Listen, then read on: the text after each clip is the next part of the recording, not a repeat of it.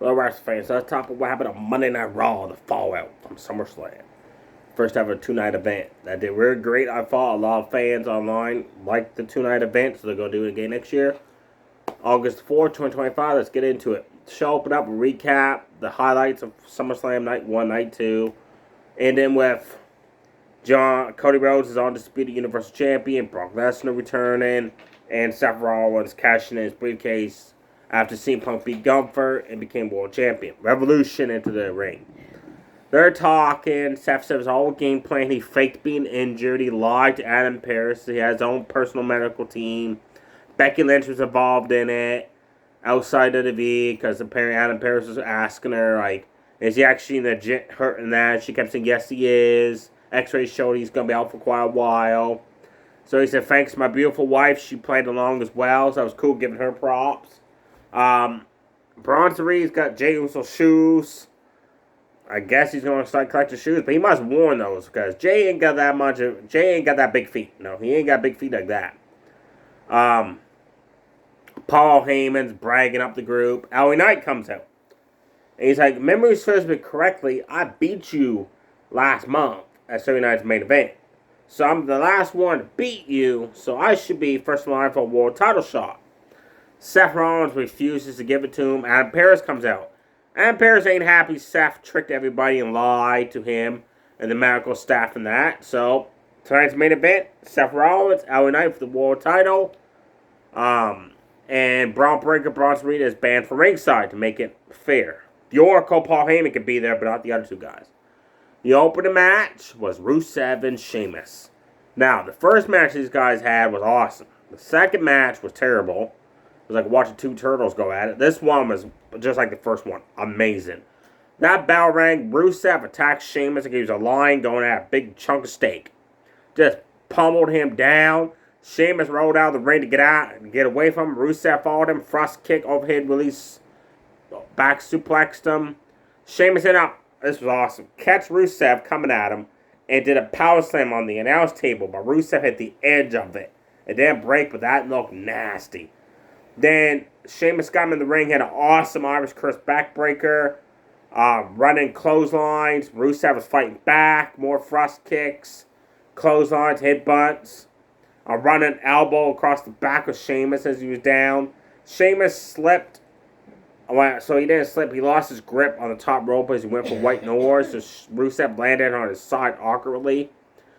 They end up fighting outside the ring, and as Sheamus is delivering 12 beats to the Bowery, the referee does the 10 count, so double count out. So there's no clear winner. They end up brawling amongst the fans for a little bit, and then they end up brawling around ringside, and Rusev just tossed steel steps into Sheamus' face. And he thought that was it. Nope, Sheamus, he didn't like that. He got up, ran, and just kneed Rusev a running knee. They end up fighting. Referees and officials are out separating them, and throughout the rest of the night, they end up fighting backstage. Poor Sami Zayn was delivering a promo backstage, talking about how he's going to move on for Karrion Kross. And Sheamus and Rusev are brawling and bump into Sami. And Sami tries to help the officials separate them. Rusev sucker punches Sami. They're not brawling. Sami's like, hey, who hit me? Who hit me? That was cool. That reminded me of Chris Tucker, Jackie Chan. I forget the movies. They were cops. But Chris Tucker did that. He's like, which one of y'all kicked me? That reminded me when Sami said that. The person that was talking to him was like, which one punched me? So next week, Sami versus the one that punched him, which was Rusev. That's going to be one heck of a match. It's going to be in Sami's hometown. You know Sheamus is going to get involved during that match somehow to continue the feud with Rusev. Then we had Dominic Mysterio took on Dragon Lee of the LWO. And what I liked about this was there was no Judgment Day, no LWO people at ringside. Non-title. They went at it. Dominic was keeping Dragon Lee grounded. Dragon Lee started getting the speed going, coming off the ropes. Bam! Awesome Falcon Arrow for Dominic to keep him grounded.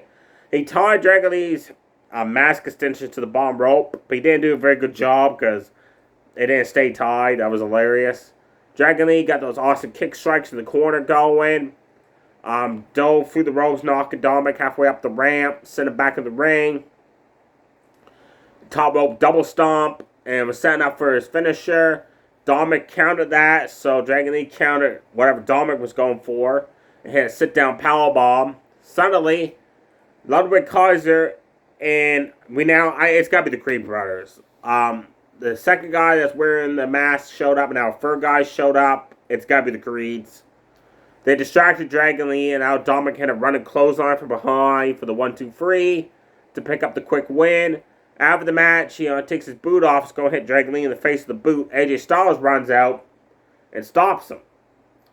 Then later on in the night, AJ's tells Dominic backstage, hey, you tricked me, you tricked to cheat, basically. At SummerSlam, he pulled the old Eddie Guerrero with the boot fame. He said, but eventually you're going to run out of tricks, and I'm going to retire Intercontinental Champion. I'm going to be the one that takes that title away from you. So I'm going to like how they're going to have AJ Styles, Dominic still going at it. That's going to be good. Grace Waller was backstage with the New Day. I don't know what the heck Xavier Woods was wearing, but it was one big, huge hat. Kofi Kingston kind of reminded me of Ozzy Osbourne, the way he was dressed up there. With the shades and the long black wig and stuff. They're still mourning for losing the World Tag Team titles. Grace Waller says, hey, you know what? I know what, cheer you up. I'll get you a World Tag Team title match. There's Adam Pearce right there. Talk to Penta. Watch this. He goes over and demands from Adam Pearce to give the New Day a World Tag Team title shot. So Adam Pearce did not like getting interrupted as he was talking to Penta. So he told Grace Waller, head to the ring, you're fighting Penta one-on-one. Grace Waller didn't want Penta. Bell rings. Penta has that awesome front face enziguri kick to the... It's awesome. Stomped him in the corner. Spin kick to the guts. Just taking it to Grayson Waller. Then the New Day come out to help out the new friend. That distraction allowed Grayson Waller to leg trip Penta, stomp on the leg, jump up elbow drop, got some amazing height with that jump up elbow drop there. Grab hold of the leg, it's like pulling it out of the socket snap mirroring it back down, stuff like that. And then he went for his barrel roll into a stunner or the barrel roll into the clothesline. He does both of them. Penta caught him with a super kick. Top rope, Hurricanrana Penta driver for the 1-2-3. Penta easily won that match. After the match, New Day's checking on Grace Waller. And Woods has got that big, huge hat on. And he confronts Penta. Penta just super kicks him down. Where's the hat? That throws like a frisbee to the outside. New Day catches it. The Penta's flying over the ropes, taking down New Day for the fun of it. So it looks like we're going to have Penta versus the New Day feud. So who's Penta's partner going to be? Will it be Rey Fenix? Because the draft might be coming up, and that'd be a good time for Rey Fenix and Penta to be drafted on the same show, because they're a great tag team.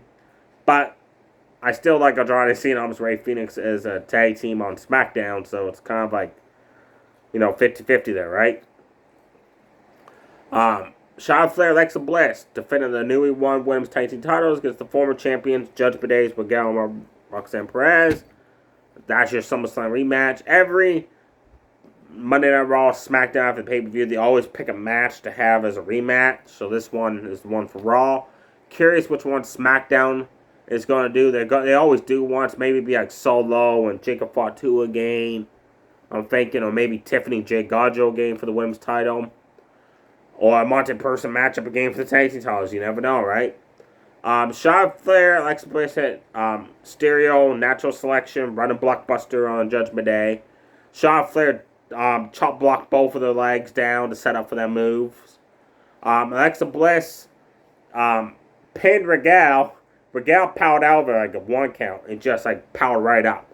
Alexa Bliss made it pay. Super kicks, punches, slaps across the face, jump up DDT, drop kicked her out of the ring, went out the ring to go after. Regal grabbed her and rammed her stomach first into a barricade, then placed her over the barricade, wait for her to get up and run a big boot right in the face to send her back over the poor barricade. Poor Alexa. She didn't want to go over that barricade twice. Then Judgment Day worked on Alexa Bliss for quite a bit. And then Charlotte Flair tagged in, and she started chopping them. Hit top rope moonsault on both of them. Got a 2 count on both, but they kicked out before the count of 3. Then she suffered 2 double team moves, which was cool. Regal, Roxanne hit their signature running big boot to the face, side Russian leg sweep, followed up by a top rope Hurricanrana and a top rope spinning elbow drop onto Charlotte.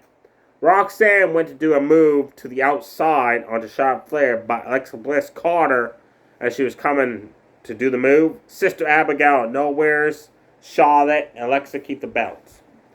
Main event time for the World title. LA Knight, Seth Rollins alongside the Oracle, Paul Heyman. LA Knight quickly hits a smooth, fluid snap suplex, running swing neck breaker. Repeatedly smashes Rollins' face off the announce table. He's like, hey, welcome to Monday Night Raw. That was hilarious. Seth fights back, starts targeting the back of LA Knight. Working on that for quite a bit. LA Knight's fighting back. There's a few times I thought he was going to win the world title, but Seth kept kicking out. Then Rollins is going to go curb stomp LA Knight outside the ring. CM Punk shows up. I was wondering where Punk was, right? He attacks Seth Rollins, beats the crap out of him. And then outside, Seth Rollins is crawling away. In the ring, Punk's going after him. LA Knight pulls him back. He's like, hey, man, what the heck? You just cost me a chance to become world champion. Punk shoves him away. Goes outside to go after Rollins. Out of nowhere, down that ramp. Braun Breaker's like a freaking train. Spears Punk. Bronson Reed beats up LA Knight. Holds him for Braun Breaker to hit a run and spear of him in the ring. Then Rollins ends the show by curb stomping Punk and LA Knight. And Revolution stands tall. Next week, you got Becky Lynch versus Maxine Dupree. Non-title. That's going to be a quick match. Unless Becky wants to beat her up some to drag it on. Rusev versus Sami Zayn in Sami's hometown, 1-on-1. And Io Sky versus Naomi for the Women's World title, 1-on-1. And the winner of that match will go on to Clash in Paris to face Stephanie Varga, who's the rightful #1 contender now because she won the Battle Royal Evolution to choose whichever women's title she wanted to go after. She has chosen the Raw Women's World title. So she confronted Naomi backstage tonight and said, look, I don't care if it's you. I don't care if it's Io. I'll fight one of you at Clash Clash at Paris. I'm walking out Women's World Champion. Rhea Ripley was backstage. She walks up to Io Sky. She's like, look, that's twice now I've had you beaten. And Io's like, yeah, but it doesn't count. That was hilarious. And she walks away. You can see that kind of ticked off Rhea Ripley. But I love how Io responded to that. Like, hey, it doesn't count. Which it doesn't. Nikki Bella confronted Becky Lynch as Becky was in the ring. Talked about how she retained her title. She's done with them. They'll past Audrey Valkyrie now. She can't challenge me as champion. And she gave a thanks to Bayley for helping her out. And Bayley was backstage going. I think she was going to go to confront Becky Lynch. But then she stops because she sees Audrey Valkyrie coming out of the locker room. And says, hey, look, I was talking to Adam Pearce. I'm trying to get it fixed. I apologize if I accidentally hit you with the steel chain last night at SummerSlam, but Becky moved out of the way. I'm trying to make it up to you. And all the Valkyrie didn't want none of it and stormed off. So Bayley, instead of going after Becky, went after Audrey Valkyrie to try to still reason with her, right? So in the ring, Becky is still talking. Nikki Bella comes out. She wants a title shot against Becky. Becky said, you know what? You want a title shot? You got it. Then she sucker punched her. I loved it. So I'm okay at Becky versus Nikki Bella. That'll probably be at Clash and Paris, probably. Because Nikki Bella, I can't see her again like a title shot on Raw. Because it's Nikki Bella. She would probably get the title shot on pay-per-view, right? There you have it for the segments and stuff. I'm looking forward to Rusev versus Sami next week. That should be a good match. And I'm looking forward to Io Sky and Naomi for the Women's World title. That should be good as well. Becky, Maxine Dupree, like I said, that's going to be a short match unless Becky drags it on by beating up Dupree. And also, if Penta's going to feud with Grace Wall in the New Day, he needs some allies, right? Let me know below in the comments who you're thinking his allies would be. And do you think it's the Creed brothers wearing the masks? With Ludwig Kaiser, it's a new tag team that we're not thinking of that's going to debut on Monday Night Raw. Stay safe, everybody. Too sweet. Bye.